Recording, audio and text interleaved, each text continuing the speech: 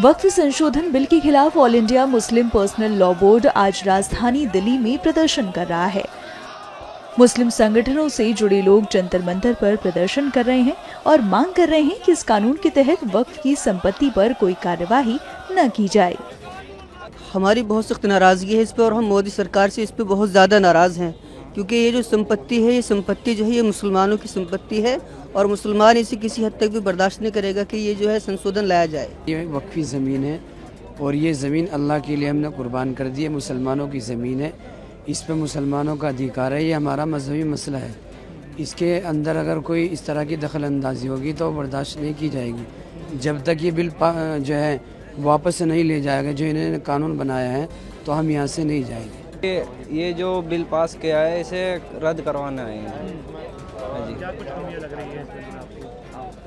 बस ये जो ज़मीन है हमारी है, हमने इन ज़मीनों पे कोई वो नहीं चाहिए हमें कार्रवाई। वक्फ संशोधन विधेयक 2024 पर गठित संयुक्त संसदीय समिति जेपीसी के अध्यक्ष जगदम्बिका पाल से जब हमने इस प्रदर्शन को लेकर सवाल किया तो उन्होंने क्या कुछ कहा, सुनिए। ये केवल सियासी तौर से विरोध हो रहा है। अभी तो एक्ट भी नहीं आया। हमने अपनी रिपोर्ट 428 पेज की दी है।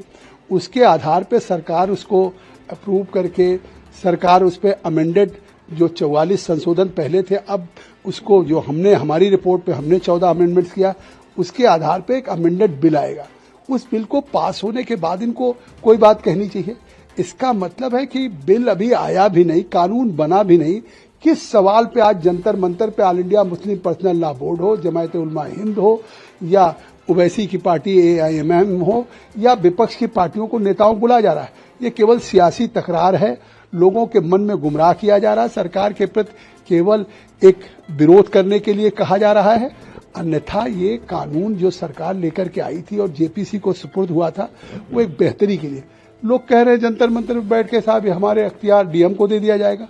कहीं नहीं डीएम को। अगर कोई डिस्प्यूट होगा वक्फ की प्रॉपर्टी के साथ और किसी का चाहे किसी सरकार के साथ या किसी और के साथ, अब डीएम को अधिकार नहीं होगा। डीएम से ऊपर चाहे कोई राज्य सरकार का सेक्रेटरी होगा, कमिश्नर होगा। और यहां तक कि ट्रिब्यूनल में अगर कोई एग्रीव्ड है तो उसको हाई कोर्ट सुप्रीम कोर्ट जाने का उसको अवसर मिलेगा और बेहतर कानून बनाया जा रहा है।